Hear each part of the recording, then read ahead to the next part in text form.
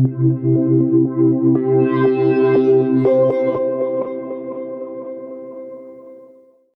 question.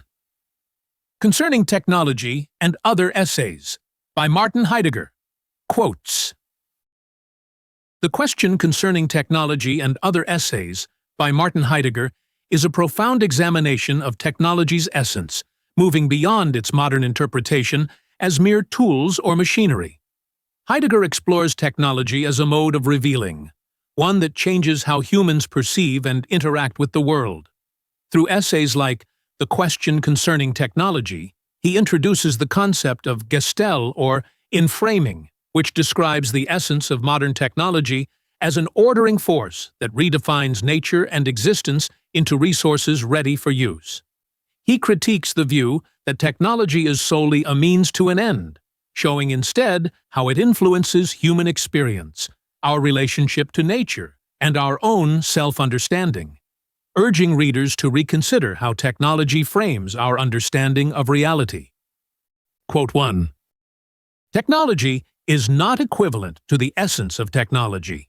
When we are seeking the essence of tree, we have to become aware that that which pervades every tree, as tree, is not itself a tree that can be encountered among all the other trees.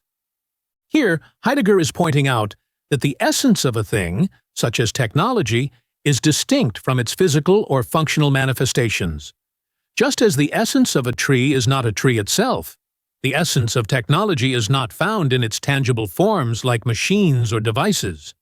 Instead, the essence of technology lies beyond its physical components, in the way it is understood and integrated into human existence. Quote 2. Everywhere we remain unfree and chained to technology, whether we passionately affirm or deny it. But we are delivered over to it in the worst possible way, when we regard it as something neutral. For this conception of it, to which today we particularly like to do homage, makes us utterly blind to the essence of technology. Heidegger argues that seeing technology as neutral binds us to it in a way that limits our freedom. This view blinds us to its true essence, as we either affirm or reject it without understanding its deeper role.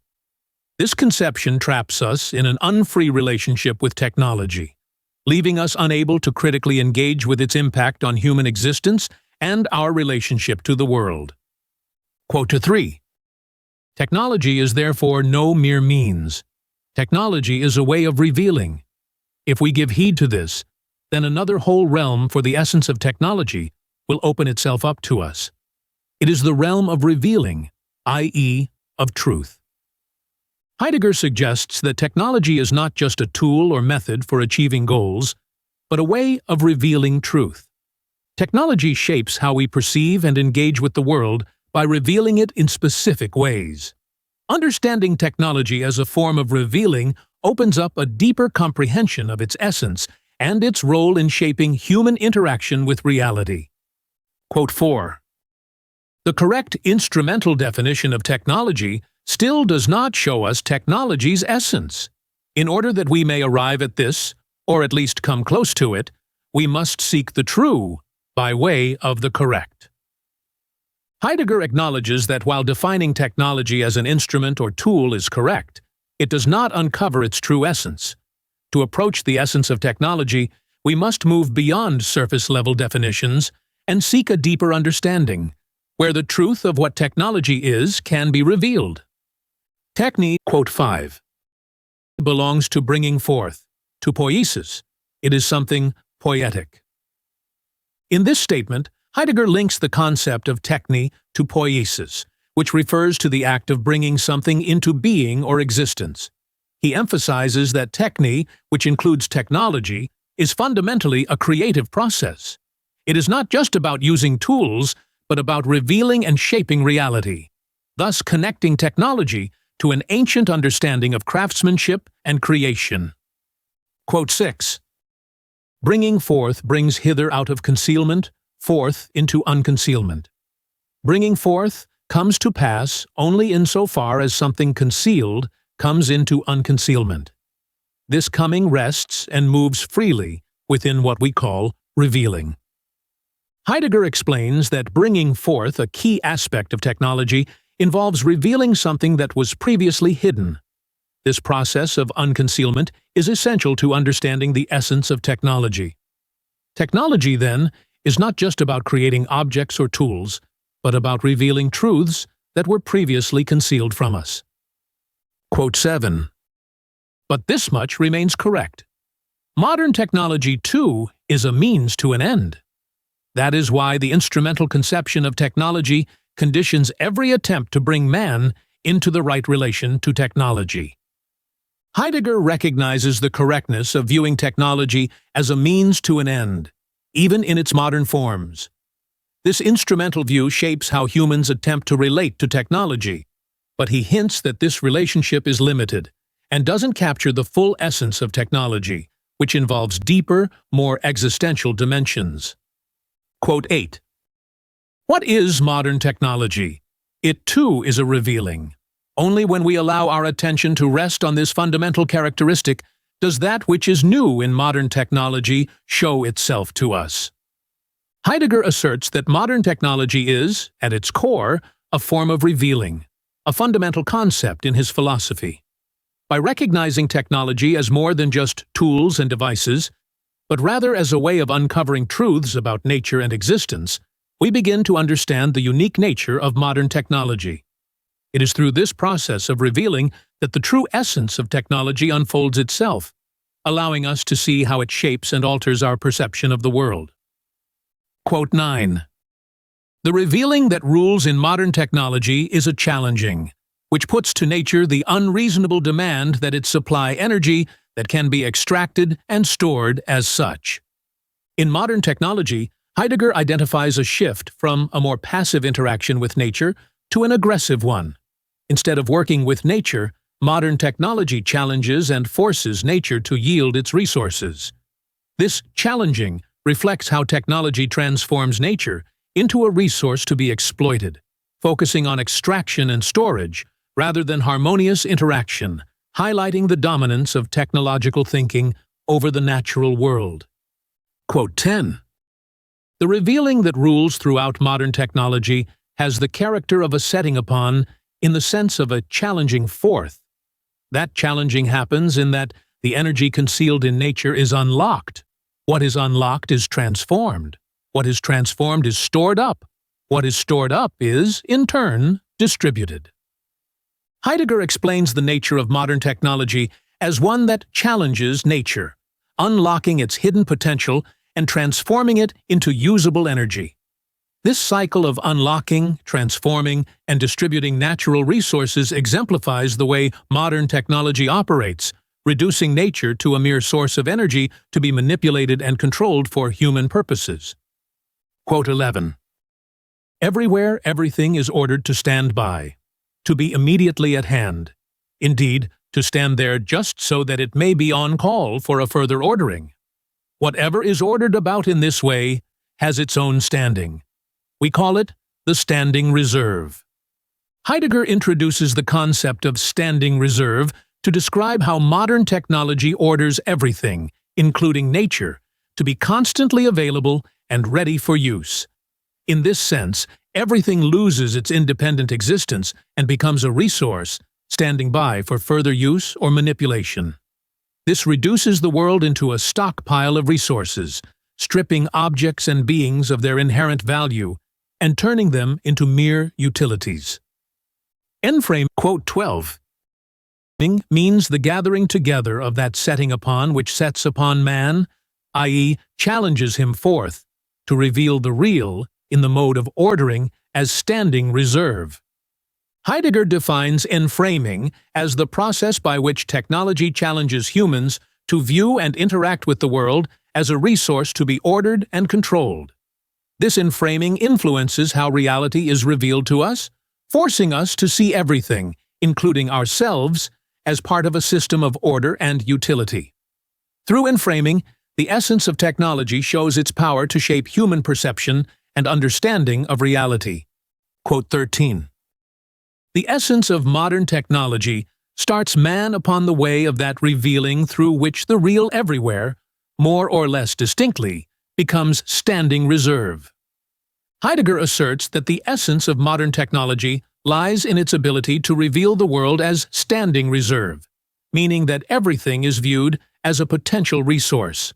This process begins with human interaction with technology, which shapes our way of understanding the world. Through this technological revealing, the world increasingly appears to us as a system of resources to be controlled and utilized. Quote 14. The essence of freedom is originally not connected with the will or even with the causality of human willing. Freedom governs the open in the sense of the cleared and lighted up, i.e., of the revealed. Heidegger distinguishes freedom from human will, suggesting that true freedom is linked to the concept of revealing, or unconcealment, where things come into the light of understanding. Freedom, therefore, is not about arbitrary choices or constraints, but about being open to the process of revealing, where truth and understanding emerge in their full clarity. Quote 15. The essence of technology lies in enframing. Enframing belongs within the destining of revealing. Heidegger asserts that the core of technology is found in the concept of enframing, which is tied to the process of revealing. Enframing is not just a technical function, but a fundamental way of ordering reality, compelling it to reveal itself in specific ways. This emphasizes that technology is not merely a tool, but a mode of revealing truth and structuring our relationship with the world. Enframing, quote 16, blocks the shining forth and holding sway of truth. The destining that sends into ordering is consequently the extreme danger. Heidegger warns that enframing, by organizing everything into standing reserve, conceals the deeper, more essential modes of revealing. This blocking of truth represents a significant danger because it reduces all of existence to mere resources, obscuring more profound ways of engaging with reality. The danger lies not in technology itself, but in its ability to overshadow more primal truths. Quote 17. The threat to man does not come in the first instance from the potentially lethal machines and apparatus of technology. The actual threat has already affected man in his essence. Here, Heidegger stresses that the real danger of technology is not in the machines or tools it creates, but in its impact on human essence. By engaging with technology in the mode of enframing, humans risk losing sight of themselves and their true relationship with the world. The threat is existential, affecting how humans understand their place in the world. Quote 18. The essence of technology is nothing technological. Essential reflection upon technology and decisive confrontation with it must happen in a realm that is, on the one hand, akin to the essence of technology, and, on the other, fundamentally different from it. Such a realm is art. Heidegger concludes that the true essence of technology is not technological in nature, and can only be understood by stepping outside of its framework. He proposes art as the realm where we can reflect on technology and its impact. Art, which fosters revealing in its own way, is a space where humans can confront and understand technology, offering a path toward the saving power within it. In quote 19, framing comes to presence as the danger. But does the danger therewith announce itself as the danger? No. To be sure, men are at all times and in all places exceedingly oppressed by dangers and exigencies. But the danger, namely, being itself endangering itself in the truth of its coming to presence, remains veiled and disguised. Heidegger explains that the essence of enframing, which is tied to modern technology, is itself a danger, but it does not reveal itself as such. This danger lies in how being, or existence itself, is endangered through the technological mindset which obscures the deeper truths of existence. This hidden danger is what makes enframing particularly perilous, as it disguises the threat to our understanding of the truth of being. Quote 20. Man is indeed needed and used for the restorative surmounting of the essence of technology. But man is used here in his essence that corresponds to that surmounting. Heidegger suggests that humans play a vital role in overcoming the essence of technology. But this can only happen when humans align with their true essence. The essence of humanity is deeply connected to being, and it is through this connection that humanity can help restore the relationship between technology and truth. This surmounting is not about conquering technology, but about understanding it in its true essence. Quote 21. The coming to presence of enframing is the danger. As the danger, being turns about into the oblivion of its coming to presence, turns away from this coming to presence, and in that way simultaneously turns counter to the truth of its coming to presence. In this passage, Heidegger describes how enframing leads to a turning away from the truth of being. As technology becomes more dominant, it causes the truth of existence to fade into oblivion. This turning away is a core aspect of the danger that enframing presents, as it leads humanity to lose sight of the deeper truths that define our relationship with the world and existence itself. Quote 22. But where danger is, grows the saving power also. This quote reflects Heidegger's belief, drawn from Hölderlin, that within the greatest dangers lies the potential for salvation.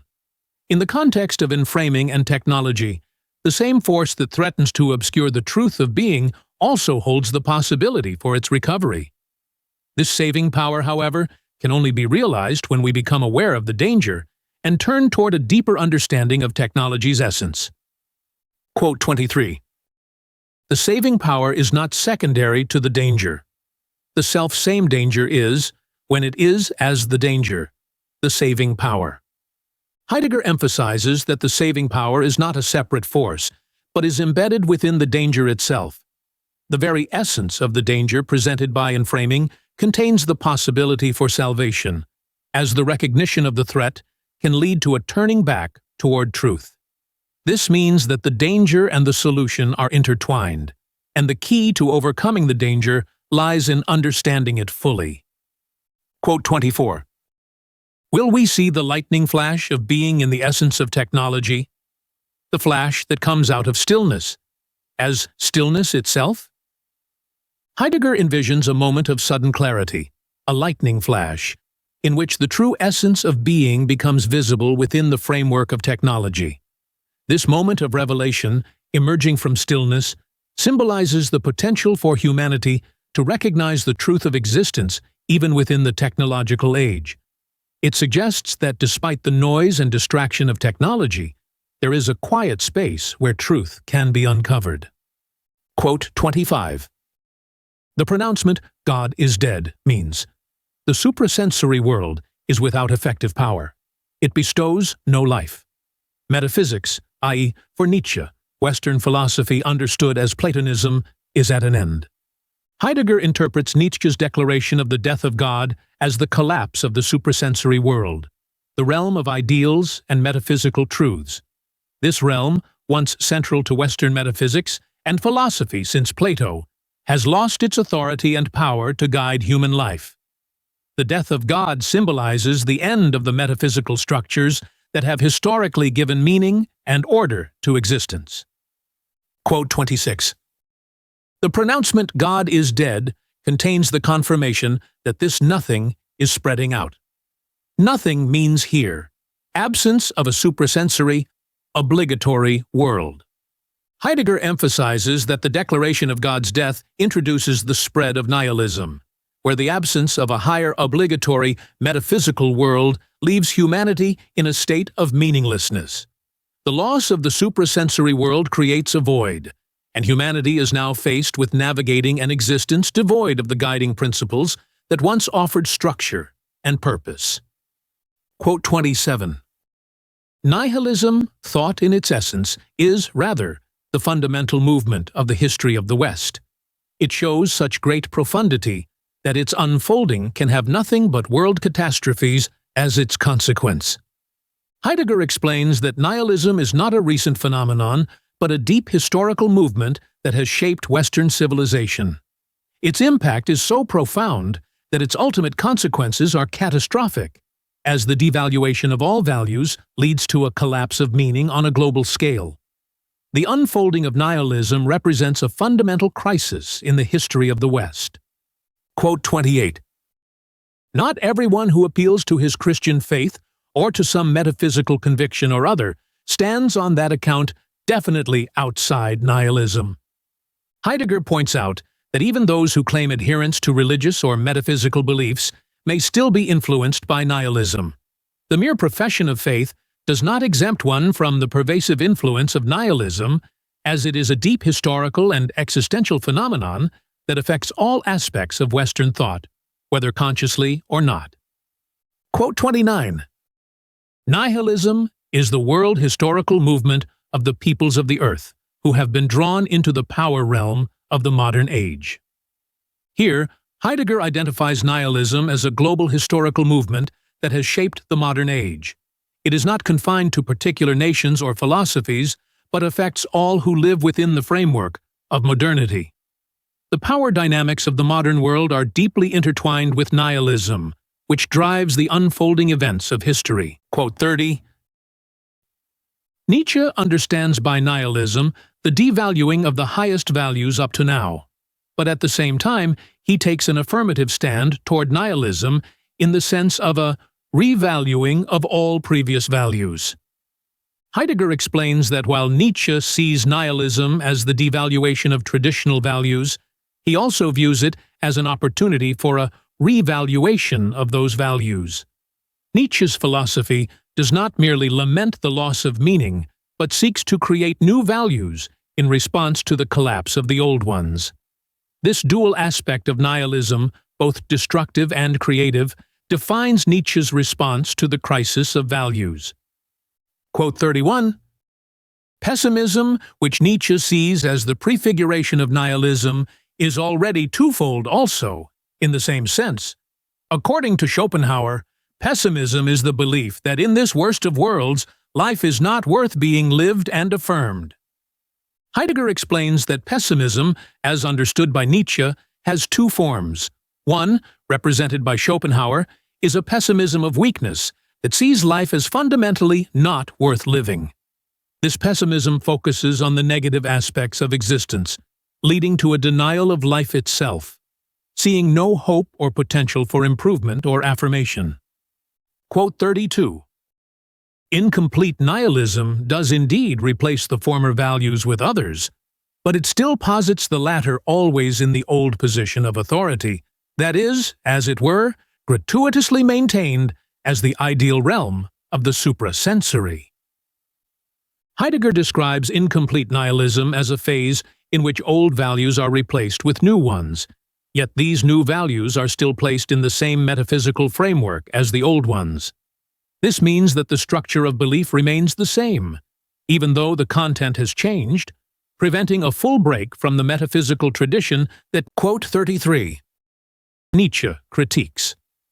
Revaluing becomes the overturning of the nature and manner of valuing. The positing of values requires a new principle, i.e., a new principle from which it may proceed and within which it may maintain itself. In this quote, Heidegger conveys Nietzsche's idea that revaluation is not simply about replacing old values with new ones, but about fundamentally changing the way values are understood and created. This requires a new principle or foundation from which values can be posited, one that is free from the traditional metaphysical framework that Nietzsche aims to overcome. Quote 34. Value is value inasmuch as it counts. It counts inasmuch as it is posited as that which matters. Heidegger explains Nietzsche's concept of value as something that is established through its being recognized and posited by a will that assigns it importance. Values are not inherent or objective, but are given worth by the act of valuing, which depends on the perspective and goals of the will that establishes them. Quote 35. Preservation and enhancement mark the fundamental tendencies of life, tendencies that belong intrinsically together. To the essence of life belongs the will to grow, enhancement. Heidegger outlines Nietzsche's view that life inherently strives for growth and enhancement.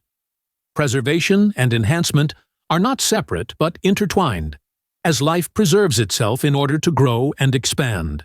The drive for enhancement is at the core of life's essence, and it is through this process that life achieves its highest potential. Quote 36. The will to power is, as soon as it comes expressly to appearance in its pure essence, itself the foundation and the realm of value positing. The will to power does not have its ground in a feeling of lack. Rather, it itself is the ground of superabundant life. Heidegger describes Nietzsche's notion of the will to power as the fundamental force behind the creation of values. The will to power does not stem from a sense of deficiency, but from an overflowing vitality that seeks to assert itself and create.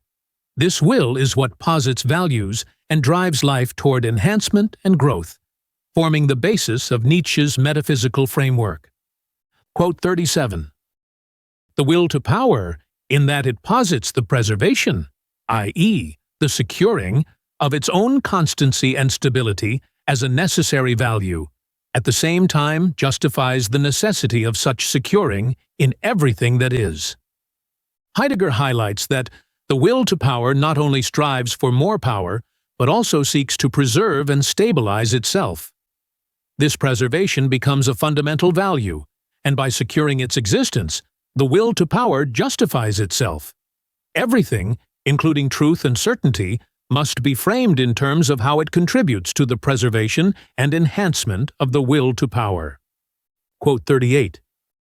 Truth is now, and indeed through an essentially historical origin, out of the modes of its essence just mentioned, that which, making stably constant, makes secure the constant reserve, belonging to the sphere from out of which the will to power wills itself. Heidegger explains that truth, in Nietzsche's Metaphysics, is no longer about mere correspondence or unconcealment. Instead, truth becomes a value that serves the will to power by securing stability. Truth is what allows the will to power to maintain a constant reserve of strength and potential, ensuring its ability to expand and grow. Quote 39.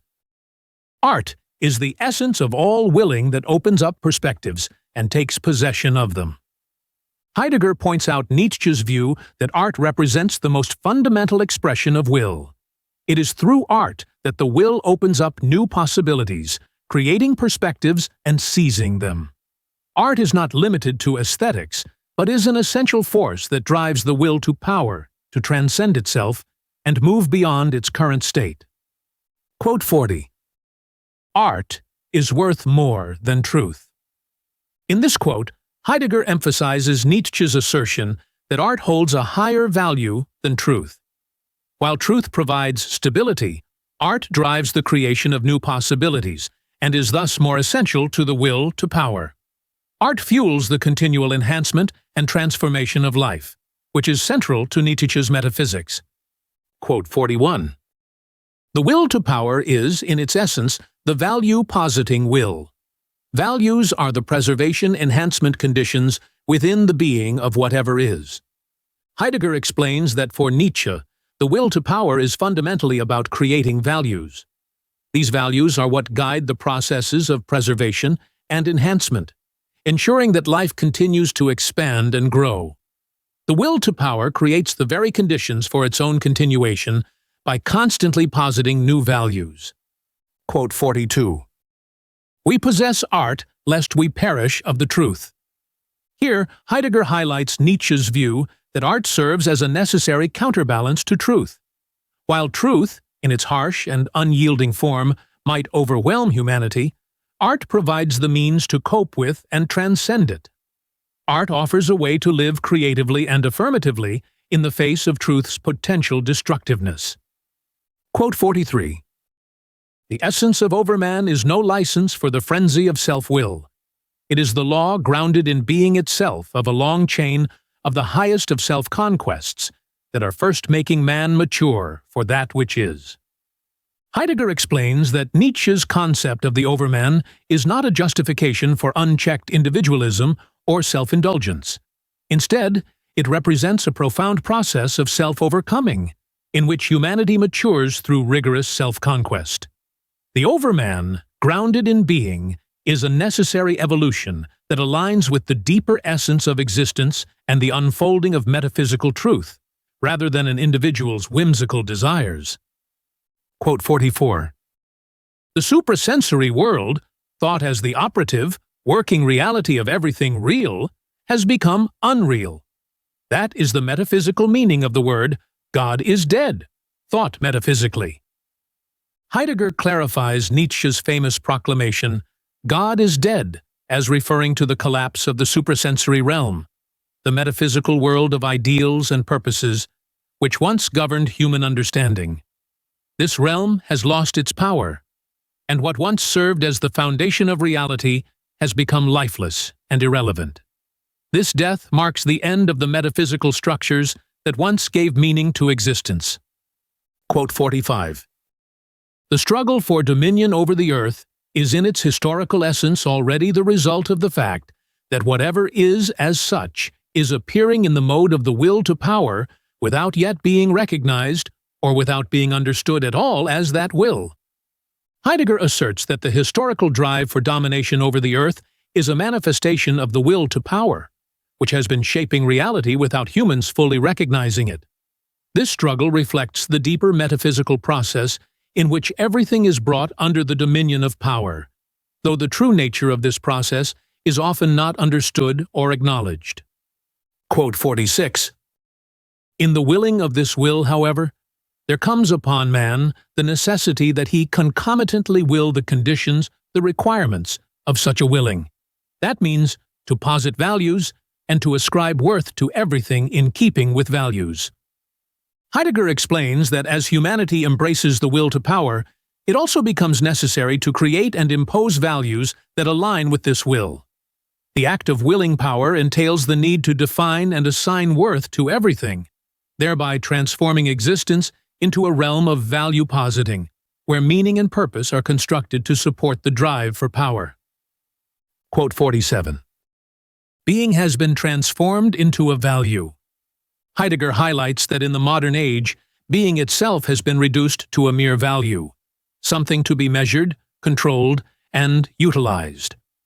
This transformation represents a fundamental shift in how reality is understood, as the intrinsic essence of being is overshadowed by its instrumental worth, framed within the context of the will to power.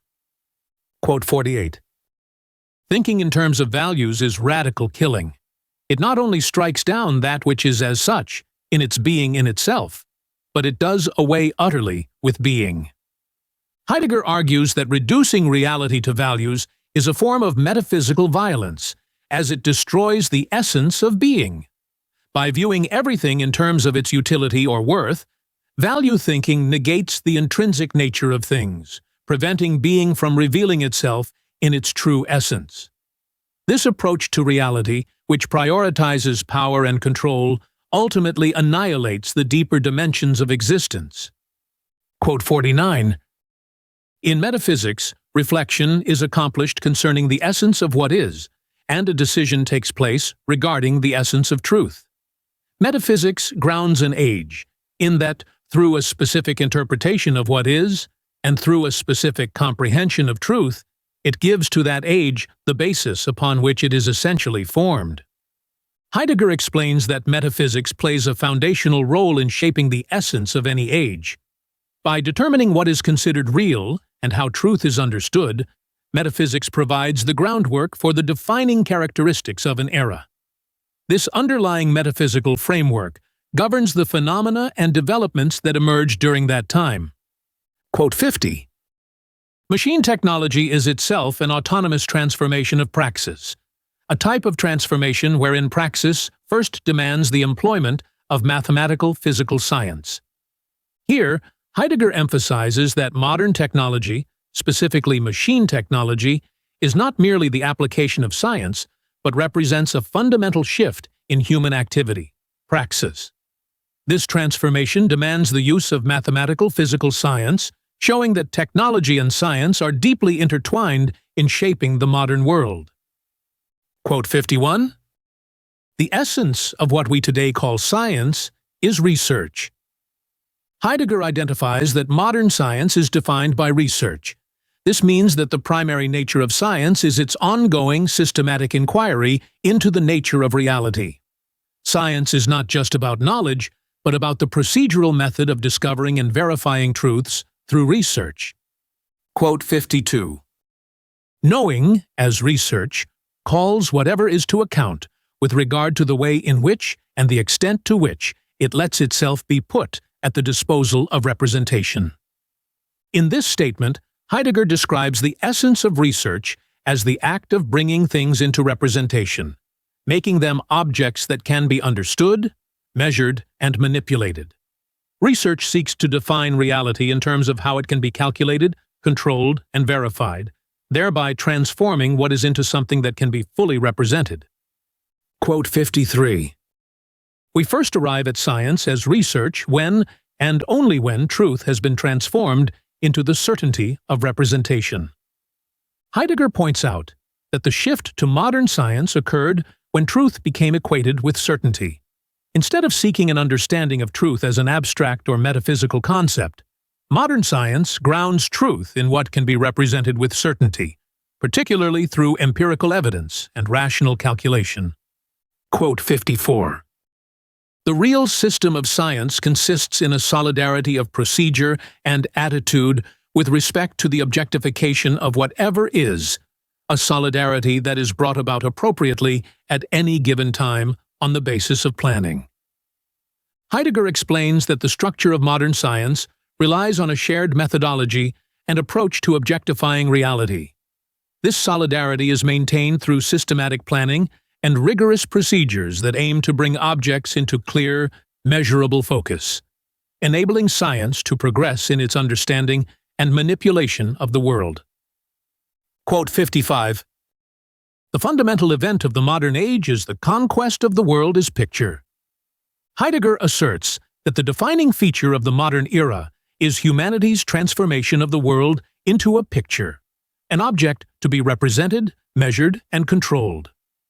This shift reflects a profound change in how humans relate to reality, seeing it as something to be mastered and manipulated rather than something to be experienced or understood as it reveals itself. Quote 56. Where the world becomes picture, what is, in its entirety, is juxtaposed as that for which man is prepared, and which, correspondingly, he therefore intends to bring before himself and have before himself. Heidegger explains that once the world becomes a picture, it stands before humanity as something that can be understood and controlled. The world, in its entirety, is placed in relation to humanity, where humans aim to grasp it in its full form and turn it into something they can manage and manipulate. Quote 57. Man becomes the representative of that which is, in the sense of that which has the character of object. In this statement, Heidegger emphasizes that in the modern age, humans take on the role of representing the world. The world and everything in it are turned into objects, and humans place themselves at the center of this process, controlling and defining the nature of reality through their representations. Quote 58.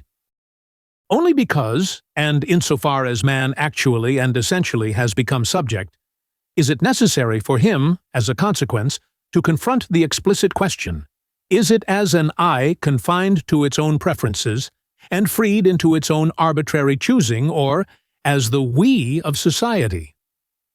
Heidegger addresses the question of subjectivity in modernity, where humans have become the central subjects who define the world. This shift forces humanity to confront the question of identity, whether humans should act as isolated individuals or as part of a collective we that shapes the world in common. Quote 59. The gigantic presses forward in a form that actually seems to make it disappear, in the annihilation of great distances by the airplane, in the setting before us of foreign and remote worlds in their everydayness, which is produced at random through radio by a flick of the hand. Heidegger describes how modern technology has made the vastness of the world seem smaller.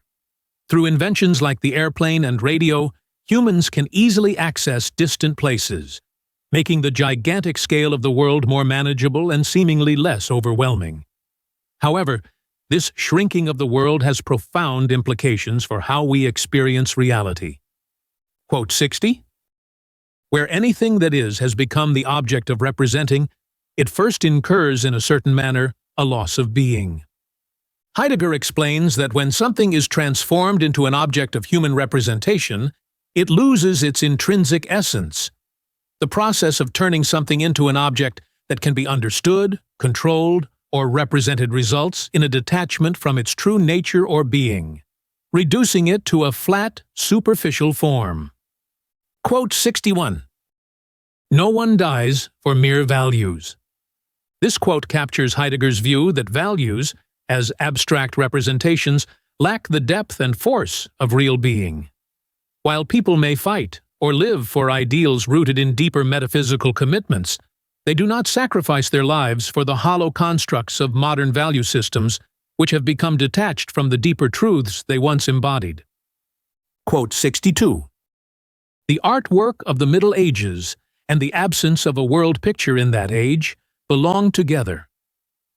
Heidegger points out that during the Middle Ages, there was no concept of the world as a picture to be represented and controlled. Art was created within a framework where reality was not reduced to mere objectification. This connection between art and the absence of a world picture reflects a different, more integrated relationship with being. Quote 63. The more extensively and the more effectually the world stands at man's disposal as conquered, and the more objectively the object appears, all the more subjectively, i.e., the more importunately, does the subjectum rise up. Heidegger illustrates the paradox that as humans increasingly conquer and objectify the world, the human subject, or subjectum, becomes even more dominant and insistent. This rise of the subject corresponds to humanity's growing power over the world, but it also deepens the distance between humans and the true essence of being. Quote 64. It is one thing to preserve the horizon of unconcealment that is limited at any given time through the apprehending of what presence is. It is another to proceed into the unlimited sphere of possible objectification through the reckoning up of the representable that is accessible to every man and binding for all. Heidegger contrasts two modes of engagement with reality. In one, humans accept the limitations of what is revealed to them within a particular horizon of understanding. In the other, humans seek to objectify everything, turning the world into something universally representable and calculable, losing touch with the deeper mysteries of being. Quote 65. The modern freedom of subjectivity vanishes totally in the objectivity commensurate with it. Heidegger argues that as modern humans gain the freedom to assert their subjectivity over the world, this freedom is paradoxically lost in the process of objectification. The more the world is reduced to an object for human use, the less free humans become, as they are trapped in the systems and structures of their own making. Quote 66.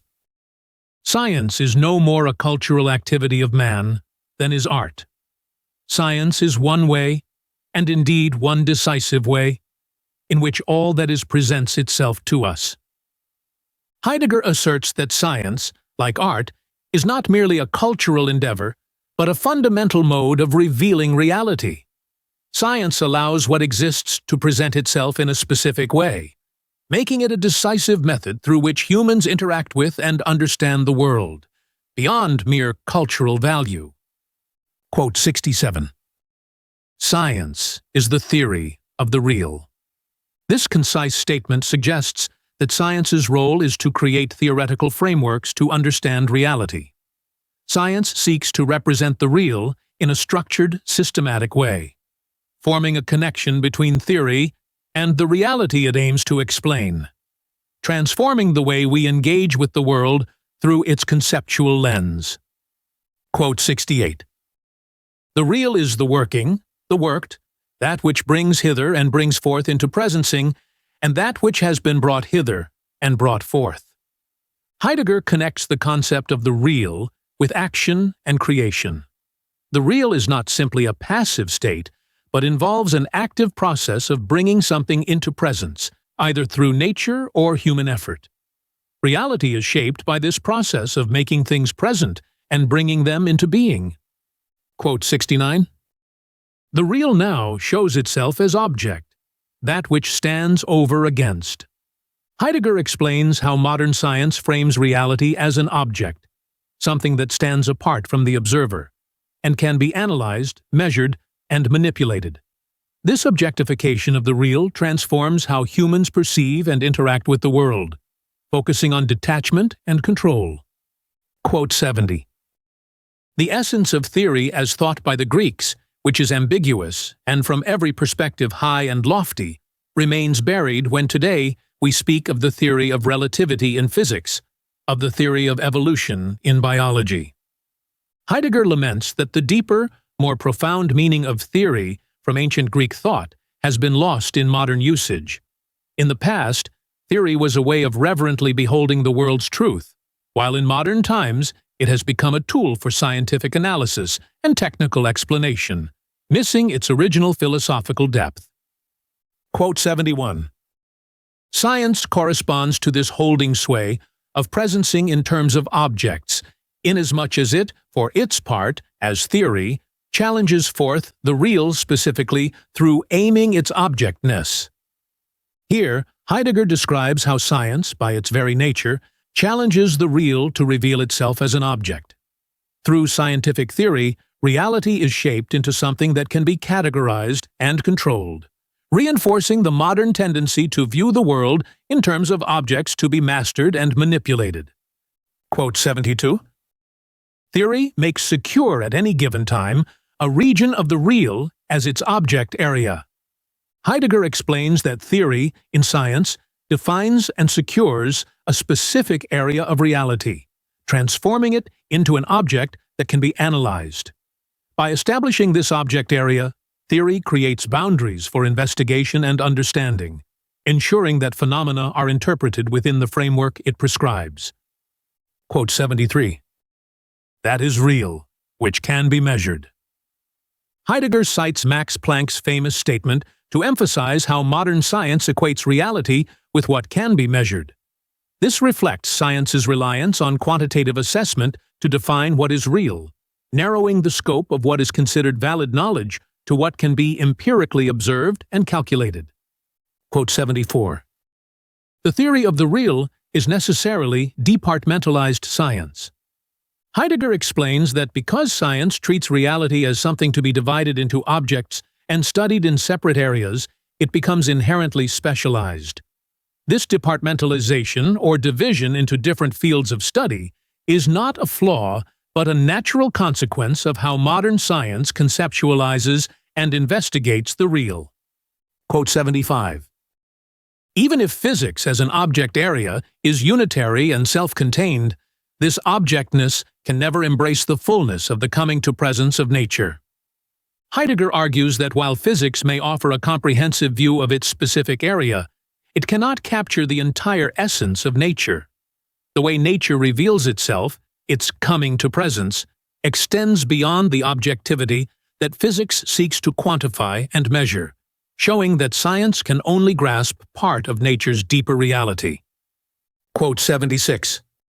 That which is inaccessible and not to be gotten around, which holds sway throughout the sciences and in that way renders their essence enigmatic, is something far more, something essentially other, than a mere unsureness in the providing of fundamental concepts. Heidegger points out that the essence of science is shaped by something elusive and beyond full comprehension. This inaccessible aspect, which remains fundamental to scientific inquiry, is not just a matter of uncertain concepts, but something deeper that defines the limits of what science can understand or represent. Quote 77. Reflection is needed as a responding that forgets itself in the clarity of ceaseless questioning away at the inexhaustibleness of that which is worthy of questioning. Heidegger emphasizes that true reflection is not about solving problems or resolving confusion. Instead, it involves a continuous, self-forgetting engagement with the profound mysteries of existence, those things that are endlessly worthy of being questioned but can never be fully answered. The Question Concerning Technology and Other Essays by Martin Heidegger ultimately offers a caution and a possibility for hope regarding our relationship with technology. Heidegger warns that enframing risks limiting our worldview, reducing existence to what can be ordered and controlled. This reduction, he argues, may lead us away from authentic encounters with being, as technology's ordering frame hides other modes of revealing that allow for more profound engagement with existence. Yet, Heidegger also suggests that within this danger lies a saving power. If humanity can learn to see technology as a way to question our understanding of being itself, rather than letting it solely define our reality. Through this, Heidegger encourages a thoughtful relationship with technology that maintains an openness to alternative modes of existence and truth.